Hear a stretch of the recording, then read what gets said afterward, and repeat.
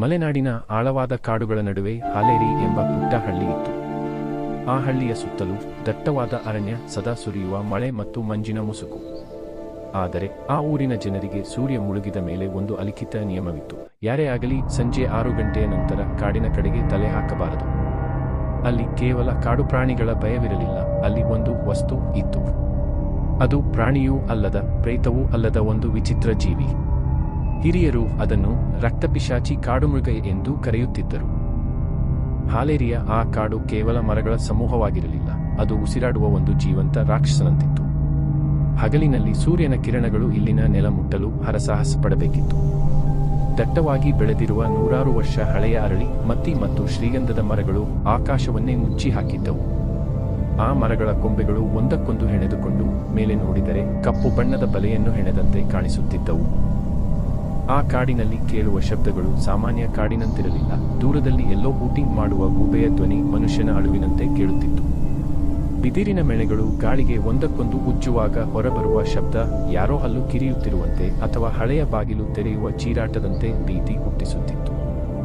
ಎಲ್ಲಕ್ಕಿಂತ ಮುಖ್ಯವಾಗಿ ಆ ಕಾಡಿನ ಟ್ರೇಲಿಂಗ್ ಸದ್ದು, ಅದು ಗಾಳಿಯಲ್ಲೇ ತೇಲಿ ಬರುವ ಶಿಳ್ಳೆಯಂತಹ ಧ್ವನಿ ಒಮ್ಮೆ ಮರದ ಮೇಲಿನಿಂದ ಕೇಳಿದರೆ ಮರುಕ್ಷಣವೇ ಬೆನ್ನ ಹಿಂದಿನಿಂದ ಕೇಳಿಬರುತ್ತಿತ್ತು. ಕತ್ತಲೆ ಗಾಢವಾದಂತೆ ಪೊದೆಗಳ ನಡುವೆ ಸಣ್ಣ ಸಣ್ಣ ಬೆಳಕುಗಳು ಕಾಣಿಸುತ್ತಿದ್ದವು.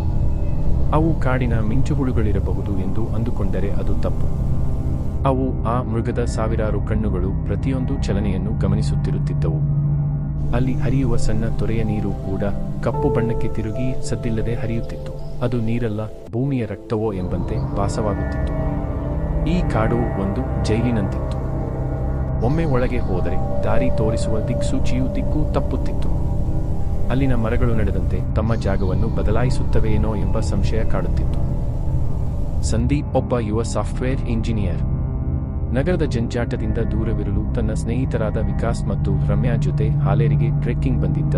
ಅವರಿಗೆ ಅಲ್ಲಿನ ಹಿರಿಯರು ನೀಡಿದ ಎಚ್ಚರಿಕೆ ಕೇವಲ ಮೂಢನಂಬಿಕೆಯಂತೆ ಕಂಡಿತು. ಸಂದೀಪ್, ವಿಕಾಸ್ ಮತ್ತು ರಮ್ಯಾ ಹಾಲೇರಿ ಎಂಬ ಮಲೆನಾಡಿನ ಕುಗ್ರಾಮಕ್ಕೆ ತಲುಪಿದಾಗ ಸೂರ್ಯ ಪಶ್ಚಿಮದ ಬೆಟ್ಟಗಳ ಹಿಂದೆ ಸರಿಯುತ್ತಿದ್ದ. ಹಳ್ಳಿಯ ಹಿರಿಯ ಶಿವಣ್ಣ ಎಚ್ಚರಿಸಿದ್ದ ಮಾತುಗಳು ಸಂದೀಪ್ ಕಿವಿಯಲ್ಲಿ ಇನ್ನೂ ಗುನುಗುತ್ತಿದ್ದವು. ಸಾರ್, ಆ ಕಾಡಿನೊಳಗೆ ಮರಗಳು ಕೇವಲ ಮರಗಳಲ್ಲ, ಅವು ನಮ್ಮನ್ನು ನೋಡುವ ಕಣ್ಣುಗಳು. ದಾರಿ ತಪ್ಪಿದರೆ ಕಾಡು ನಿಮ್ಮನ್ನು ನುಂಗಿಬಿಡುತ್ತದೆ.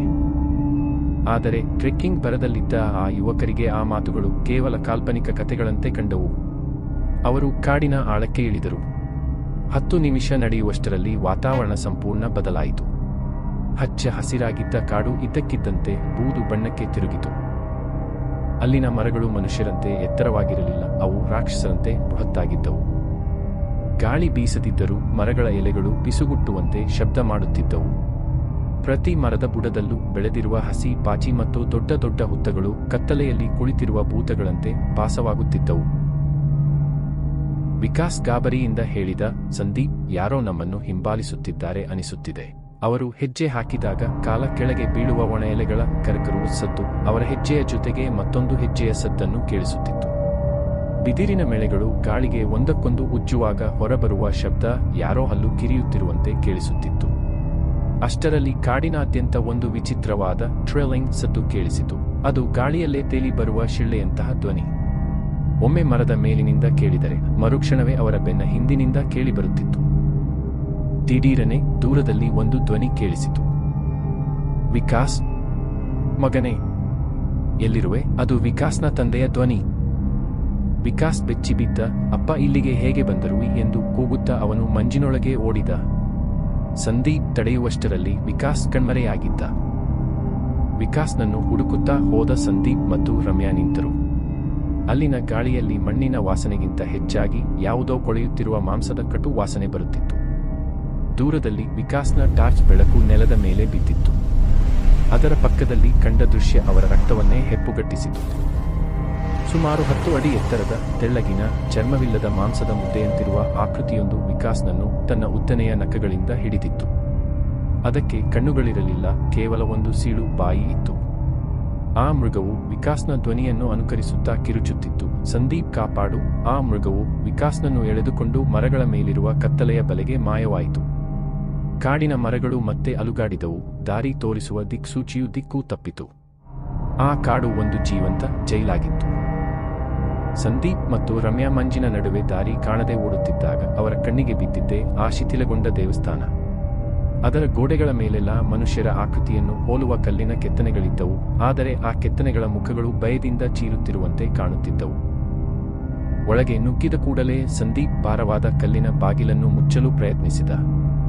ದೇವಸ್ಥಾನದ ಒಳಭಾಗದಲ್ಲಿ ಗಾಳಿಯೇ ಇಲ್ಲದಂತೆ ಭಾಸವಾಗುತ್ತಿತ್ತು.